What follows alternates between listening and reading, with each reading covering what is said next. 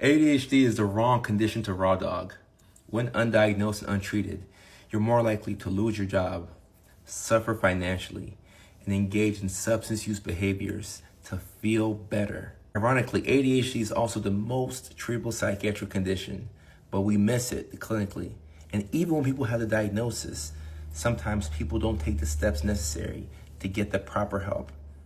Either way, it's a tragedy. I was diagnosed with ADHD when I was 26 years old, and I knew I had it my whole life. However, I came to a breaking point where I had to get some type of help, or I was not going to make it through school. I made it through undergrad fine.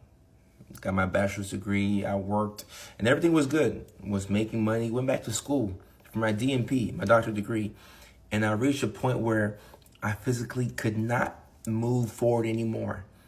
I was tapped out, I was burnt out. I'm struggling in my relationship, I'm struggling financially. I feel like I'm doing my best to keep my head above water, but my to-do list was never ending. I was chronically tired, and I was easily irritated. I was always in a bad mood. Fortunately for me, I sought help.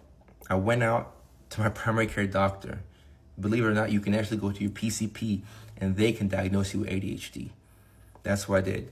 I went to my PCP and I got help and I got on medications, and it changed my life. It changed my life. I sit here with 5 million followers total across social media platforms, over 150 million views monthly. And I would not have done any of this if I didn't have ADHD medications. I could not have done any of this if I didn't have non-transactional friendships in my life. I could not have achieved any of this if I didn't go to the gym every morning and exercise and do my best to stay away from vices and give up alcohol and marijuana.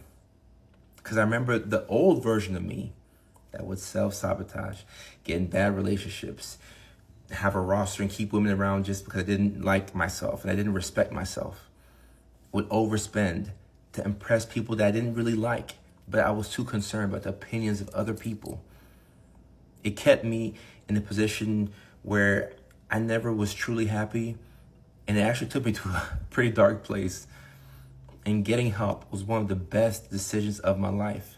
And not just for those of us who have ADHD, but if you have any mental health condition and you take medications, we all know that we come to a point where you get better and you think to yourself, I think I'll be okay without these meds. I don't think I need medications. And then we try to go off the medications for a while and things start to fall apart. And then you're like, oh, okay, yeah, that's why I was prescribed this medication. Got it. Okay, I'm gonna take my meds. I'm not getting off of these meds. I know the feeling. If you're watching this video, you probably know the feeling as well.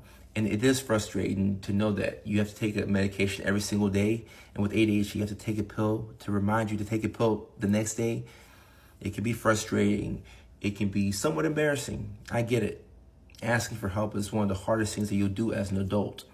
However, when you ask for help, it's a sign of strength. You put yourself in a position to where you can change your life.